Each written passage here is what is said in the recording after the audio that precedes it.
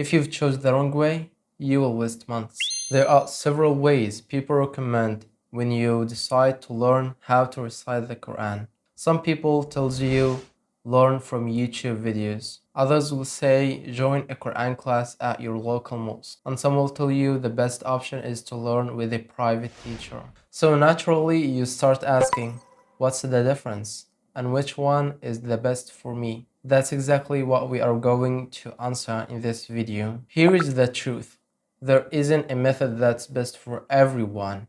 There is a method that's best for you. Choosing the learning method from the beginning can save you months of frustration, wasted time, and repeating the same mistakes. So in this video, I'm gonna walk you through the most common ways to learn Quran recitation.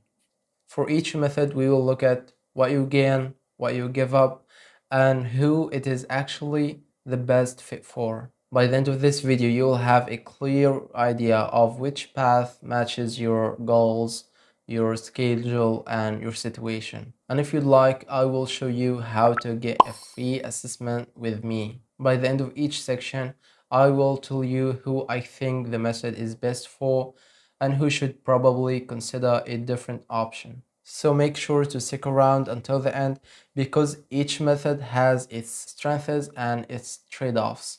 Let's begin with the first option people think of when they decide to learn how to recite Quran: searching on YouTube or watching courses. In fact, many people have learned much from YouTube and these courses. But let's look at the full picture. The first thing you can gain is cost. It is by far one of the cheapest ways to start. Most of the time is completely free. The second advantage is flexibility. You can learn whenever it fits your schedule. You can watch, pause, replay, watch the same lesson as many times as you want. No pressure, no fixed timetable. And the third benefit is variety. If one teacher's style doesn't click with you, you can simply switch to another teacher, trying another course, or another explanation with just a few clicks. That's a huge advantage. But here is something you should know. Learning Quran isn't like learning chemistry or history. You're not learning only information, you're building a skill. It's much closer to learn how to swim. You watch, you learn, you practice, you make mistake, someone corrects you, and by that you improve. That's why in exchange for all this flexibility, you're giving up one very important thing: direct feedback. Think about it for a second. If you're learning the Arabic letters and you made a mistake, you didn't pronounce a letter correctly, who's gonna correct you? Who's gonna even tell you that you made a mistake? No one. No one is going to tell you that. And if you keep repeating the mistake over and over again, that will make it harder to fix later. That's the biggest weakness of learning through a video. A video can explain to you. It can never listen to your recitation or tell you whether you're learning correctly. Nobody reads perfectly without feedback. Everyone develops mistakes. The difference is whether someone catches them early or they become habits that are much harder to fix later. And there is something else.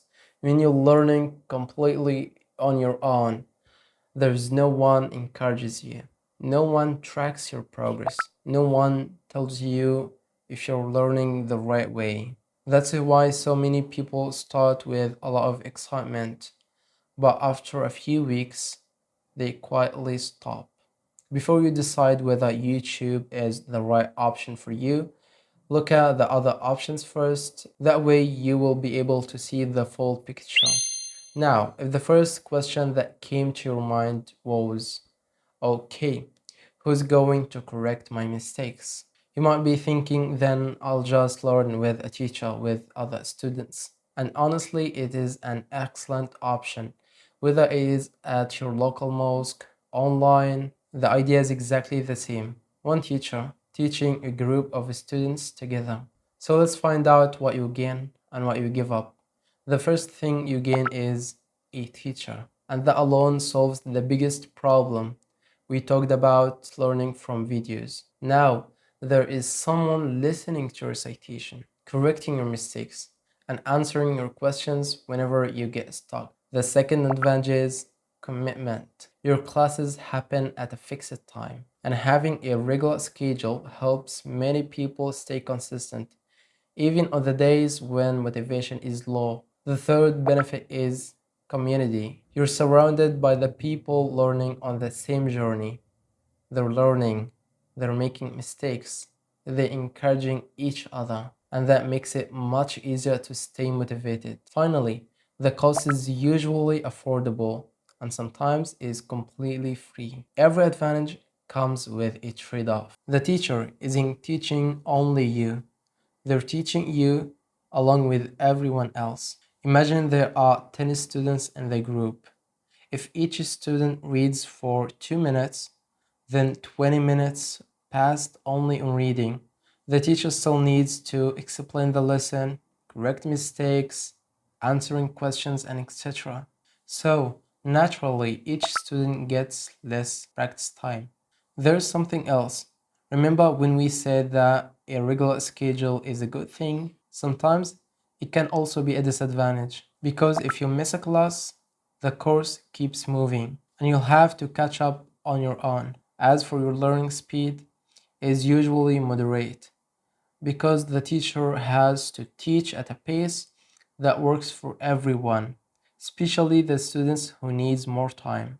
So, who do I think the group classes are best for? If you enjoy learning with others, you want a teacher to interact with, and there is a class that's easy to attend, online or offline alike, then I honestly think is one of the best options. But before you decide, the next method might be a better fit for you. On the other hand, if your schedule changes every week, work or school makes it hard for you to attend the classes consistently, or your child can't learn with others, or hardly, then see if the next option is better fit for you. So far, group classes is an excellent option for many people. But if something stood out to you, it is that teachers' time is divided between all students. Then let's move to the final option. What if the teacher's entire time is dedicated only for you? What if you can schedule your classes whenever you want? That's exactly what happens in one-on-one lessons. It's just you and the teacher, whether it's online or face-to-face. If the tutor is good enough, then every lesson is designed especially for you. If you struggle with something, we don't move until you've mastered it. If you need extra practice, you get extra practice. If you're learning quickly, the lessons move at your pace. Every time you recite, someone is listening carefully, correcting your mistakes, catching every mistake, correcting it immediately before it turns into a habit that much harder to fix later. Because avoiding mistakes is always easier than correcting them. One of the things I like most about one-on-one lessons is that you don't have to start from the very beginning. You start where you are. For example, if you've completed the beginner level and you're ready to move on to reading level, once we make sure you're ready, that's exactly where we'll begin. And if you're wondering what I mean with these levels, you can watch this video and you will understand everything. If you're struggling with one specific thing, we will focus on it. If you've already mastered something, we won't waste your time repeating it. Every minute has a purpose, and that's why all of these advantages come at a price. Because the teacher is dedicating all their time for you. So naturally, is the most expensive option compared to other options, but affordable. So, who do I think one-on-one lessons are best for?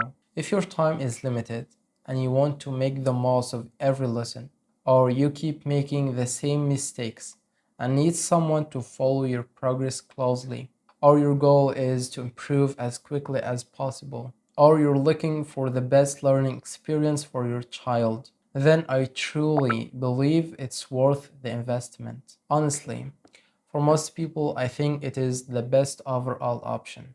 But if you're just starting the journey and asking for my personal advice, here is what I would recommend. If your budget allows it, start with one-on-one lessons. For most people, that's the best choice. If that's not possible, join a group class, whether it is at your local mosque or online. And if neither of these options is available, don't just wait. Start learning from YouTube. Starting imperfectly is always better than never starting. Now we've looked at all the options. I would like to go back to the first point we started with. There isn't a right method or a wrong method. There's only a method that fits your goals, your schedule, and your budget. And if after watching the whole comparison, you feel that one-on-one lessons are the right fit for you, I teach Quran recitation online to students of different ages and different levels. Alhamdulillah, many of them have made a progress they never thought was possible. You can also book a free trial lesson where we can assess your level and decide the best place to begin, and find more details on our official website www.quran101.online. You'll find the link in the description below. If you found this video helpful, share it with someone who's trying to figure out the best way to start learning Quran. And if you'd like to see the complete roadmap of learning Quran, watch this video. I'll see you there inshallah.